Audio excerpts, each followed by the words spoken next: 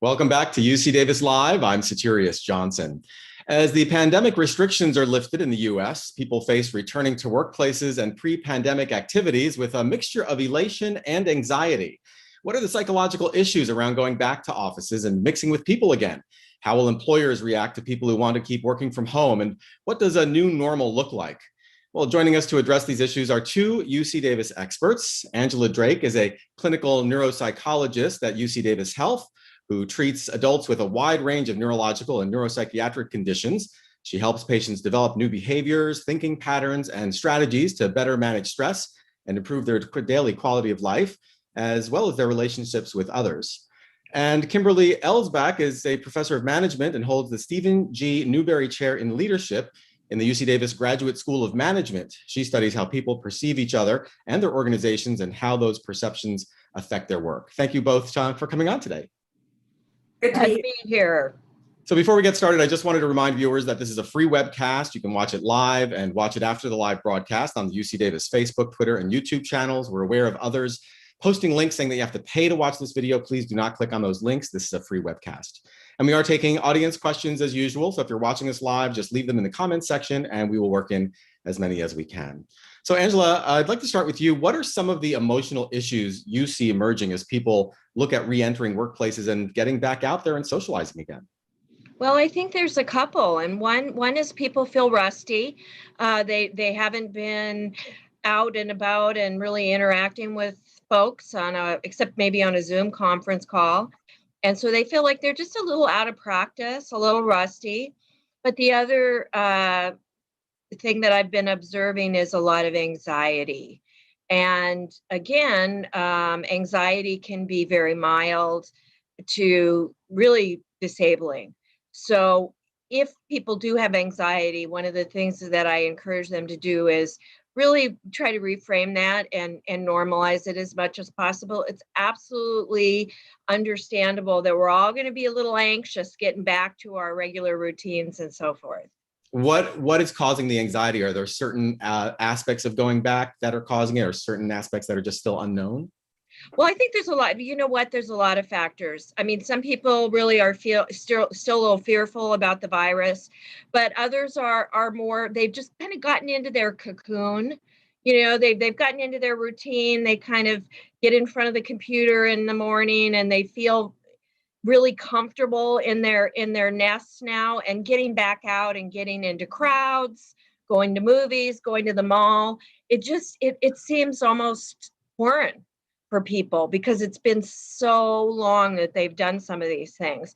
And whenever we're doing new activities or our routines change, even for good reasons, we can have some anxiety.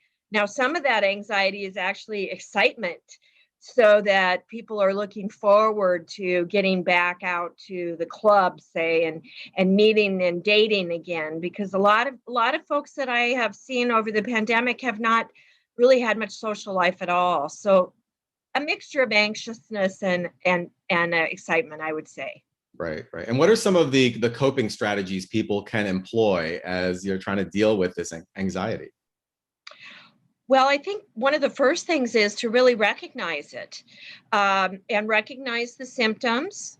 And then again, recognize that this is kind of normal. It may feel a little uncomfortable. That's how people may experience anxiety. They just feel a little out of touch, a little nervous, a little panicky. But what I find is that by really kind of monitoring and recognizing how folks are doing, assessing where their anxiety is, and really kind of normalizing it, that can be one of the best strategies for people with mild anxiety, right? You know, it's going to be okay. I've done this 100 times. I've gone, into the supermarket or into the mall or whatever. But again, we have a range of anxiety, so that if it's on the more severe end, that's when people can come in and really get some support and tips, and really getting into some coping strategies like relaxation strategies. Grounding strategies is one that I use a lot with anxiety.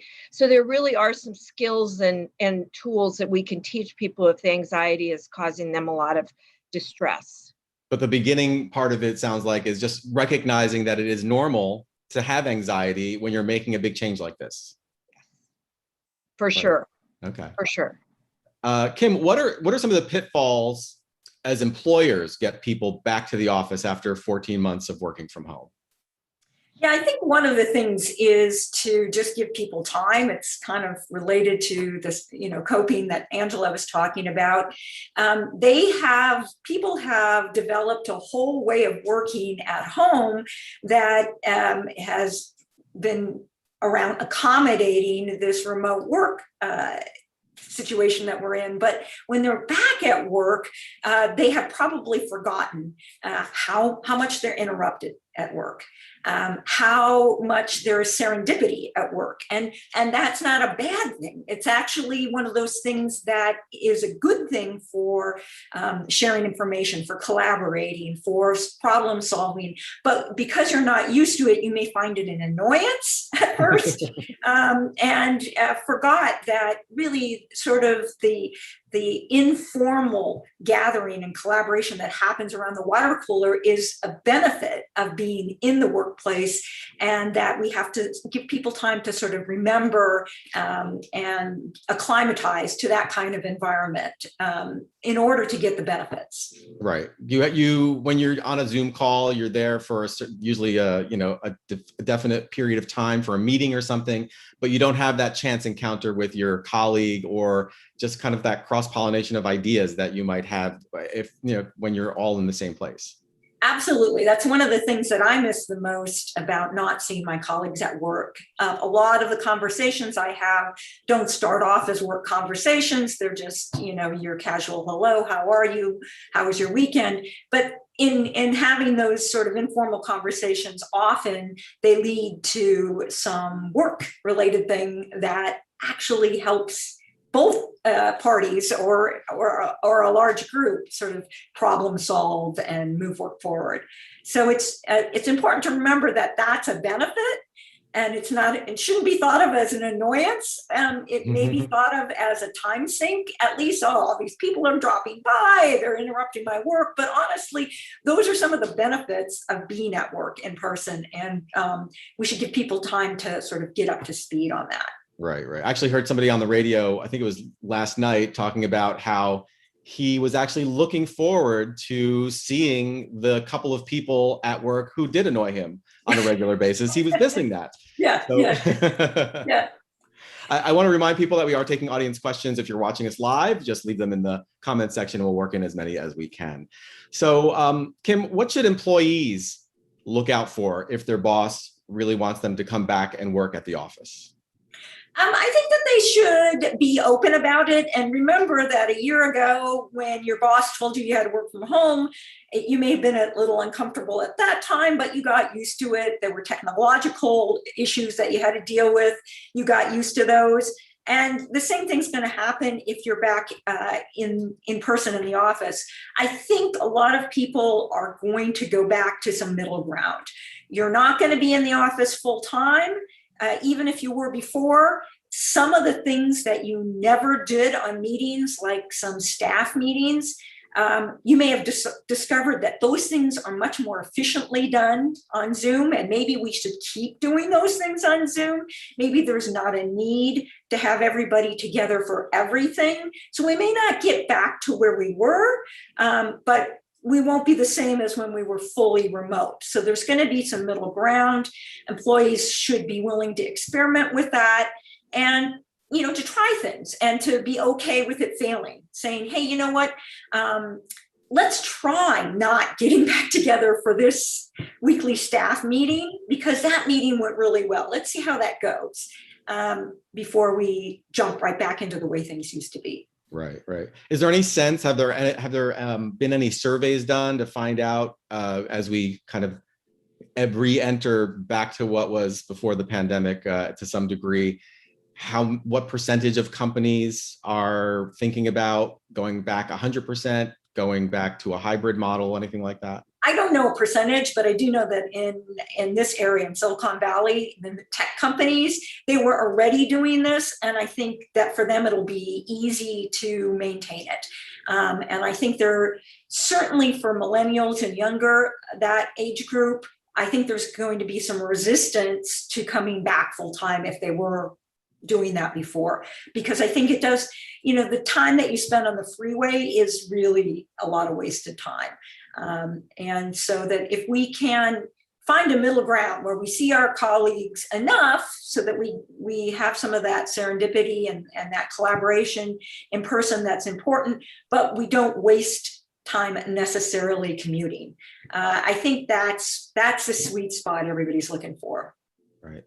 Angela, I'd like to kind of go revisit some of the emotional issues that people have been, experiencing as, they imagine going back to work. I mean, have people with pre-existing, say, emotional conditions, are they being exacerbated by this notion that, they're going to have to change their routine now and go back to work and maybe be around people again?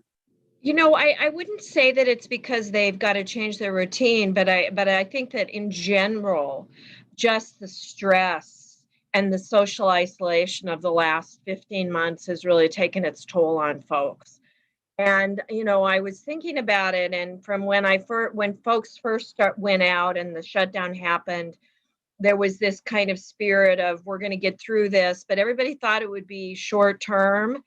And I think people energized themselves. But by the time January, February came around, I was really noticing that people were hitting a wall. They all their resources were just gone at this point. And they were very isolated. I saw, a lot of depression and anxiety. And so, again, it's been exacerbated by, the pandemic and the stress that's been associated with that.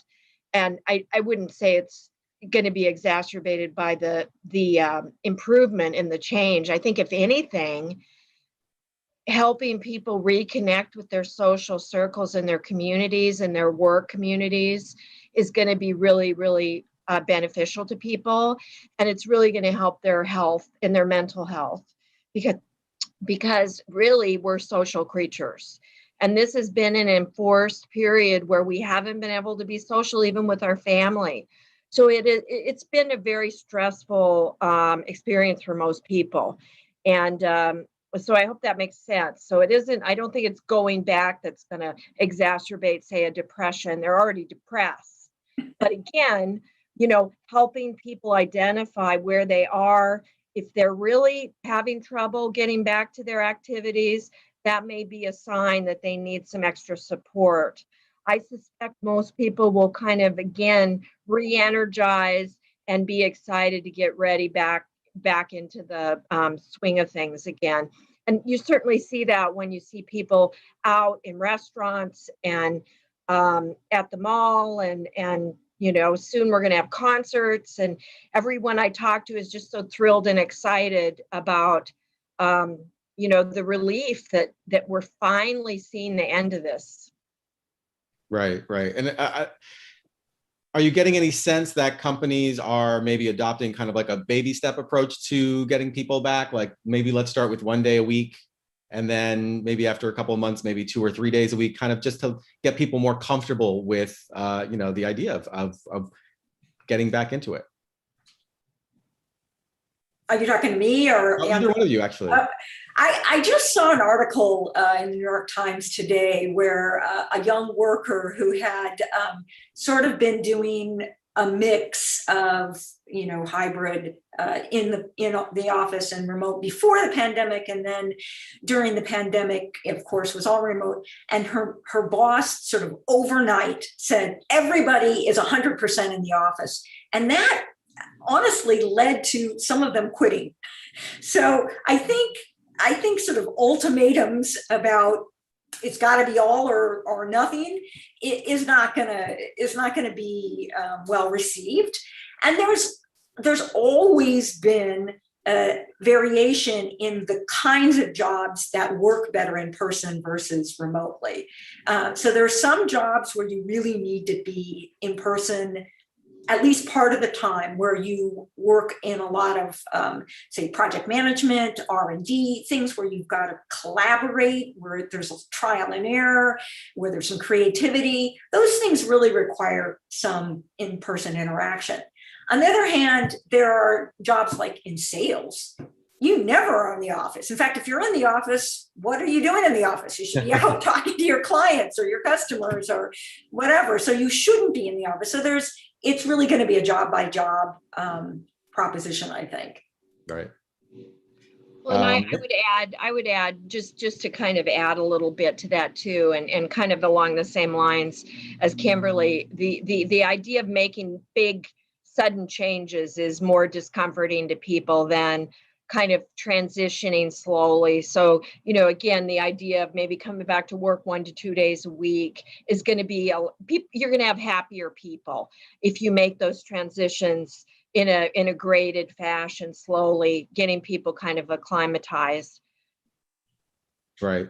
Mandy, who's watching on YouTube, is asking, any tips for introverts transitioning to being back in the office? And I don't know, maybe you should define if there's maybe a clinical definition for an introvert.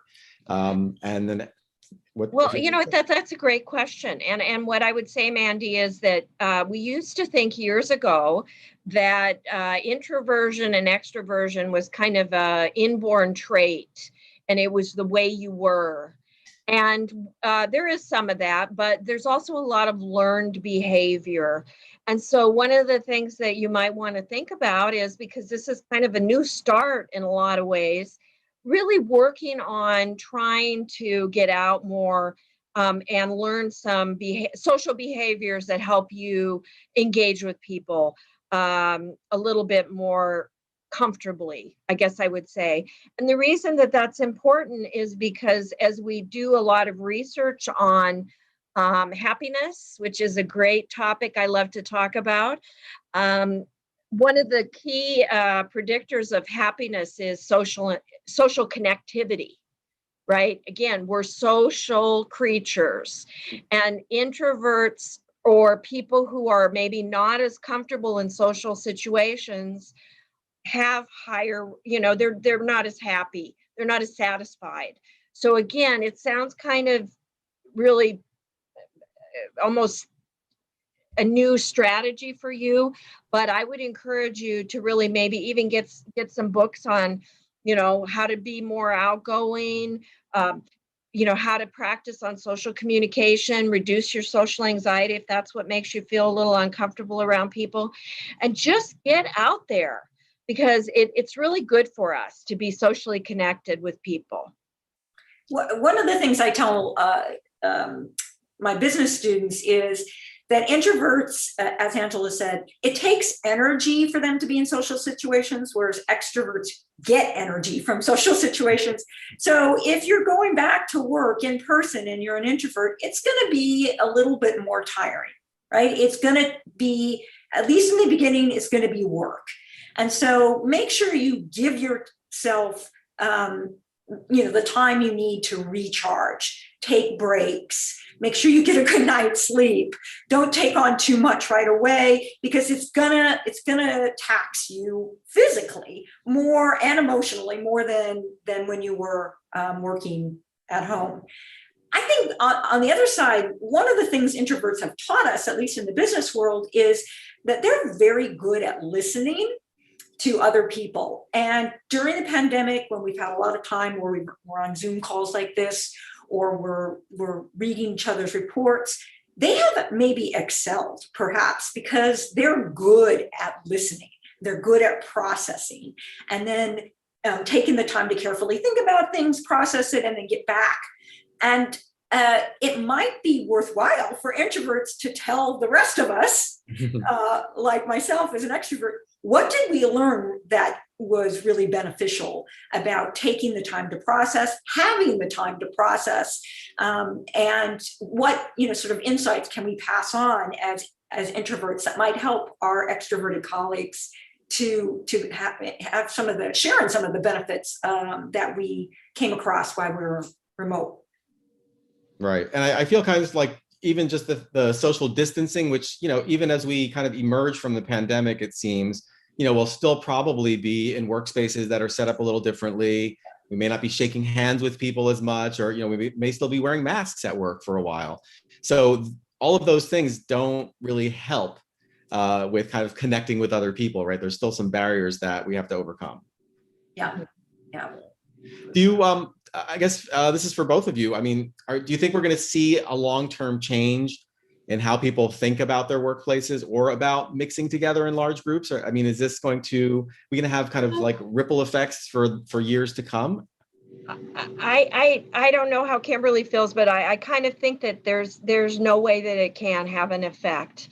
I think especially in the way we think about work and life balance. So just people have been reevaluating their work-life balance. They've been rethinking their goals during this time. A lot of people have been doing a lot of soul searching. So I think that it's ultimately likely to happen. As far as being in crowds, I think that's less likely. Again, there'll be concerts again, and I think most people will be excited to go back to those. But I think in terms of the work, definitely, I think there'll be long-term changes. I guess I'll defer to Kimberly. No, I agree. I mean, necessity is the mother of invention, and technology took great leaps. I use Zoom. We have an online MBA program at UC Davis, and I've been teaching in it for a couple of years. But just in the 1 year that I've been teaching on Zoom, that platform has leapt way ahead of where it was, and we've developed solutions to things that I think are going to be long-term benefits. And it's also put us on this trajectory of understanding, wow, think how much time I spent on the freeway. I didn't even think about it before. And now when I think about going back to that, I don't want to do that. And, there's all kinds of benefits for the environment and other things of not being on the freeway as much as we were. So I think forcing ourselves into this brave new world has shown us what we can do, what we can accomplish. And I don't think there's any turning back from that.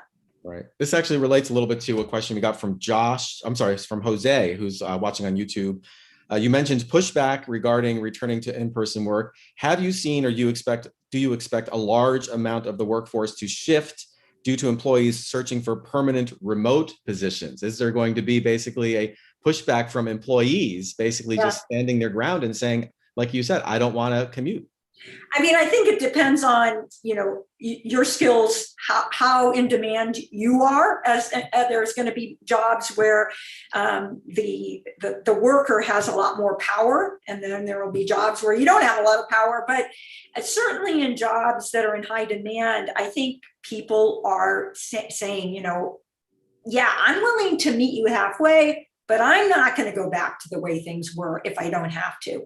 And if some other company is going to allow me to come in 3 days a week instead of every day, and save that, 4 to 6 hours of commuting that I used to do, I'm gonna think about that pretty hard. Right. Yeah. Teddy. It really goes back to quality of life. I'm sorry. Yeah. It goes back to quality of life, right? We really value that quality of life now that we've had to go through this. So, it's a new world. Exactly. On both sides. I mean, the employees and the employers. Yeah. So we're learning a lot. Teddy, who's watching on Facebook, asks, I started my job during the pandemic, and I don't even know what normal is at my office. Additionally, since I started my job remotely, my relationships at my work are built through Zoom, which was a lot of work. What should I take into consideration as I start going to my office in person and maintain those digital relationships? Yeah, that's a great question.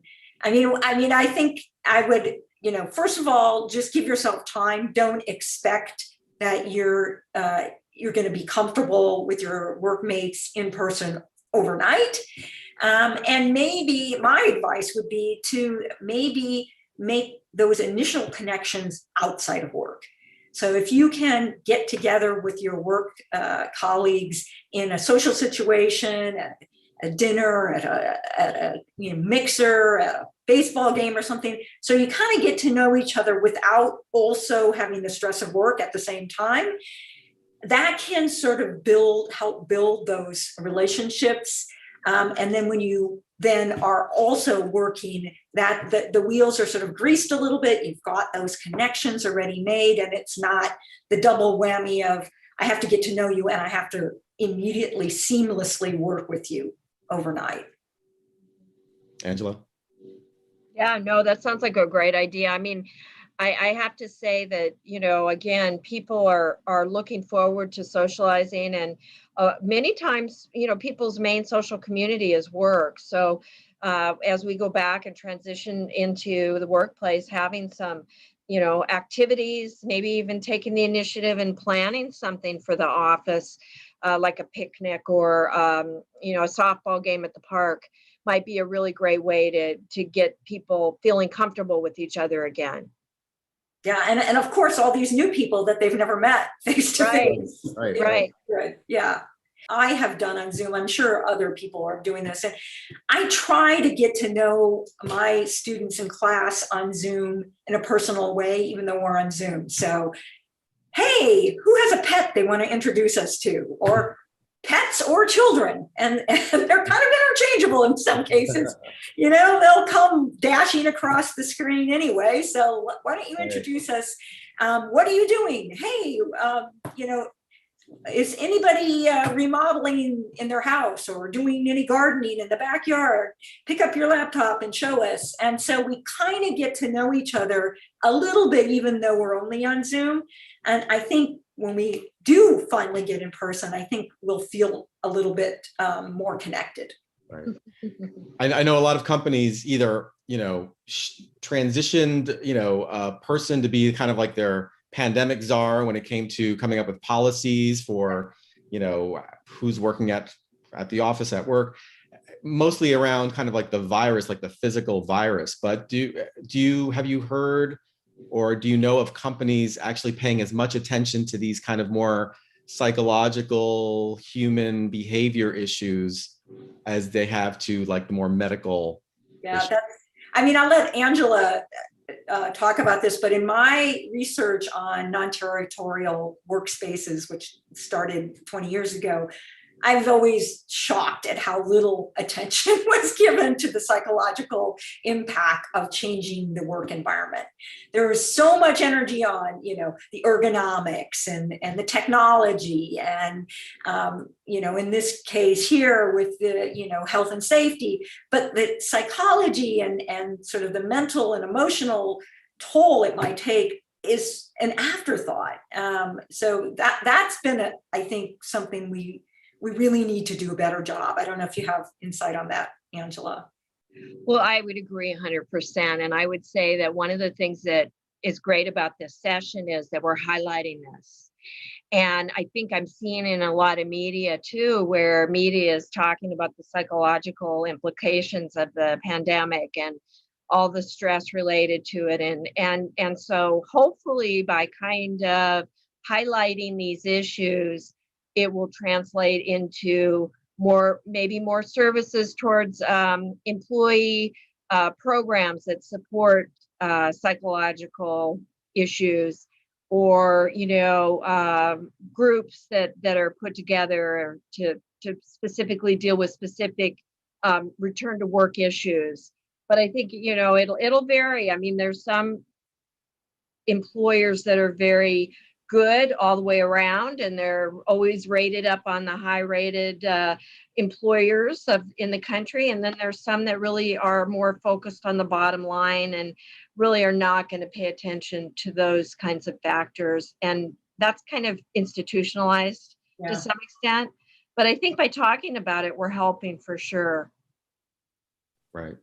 Harash, who's watching on YouTube, asks, with the CDC's mask mandate to follow the honor system, is there a possibility of another COVID wave coming soon after people begin to return to work?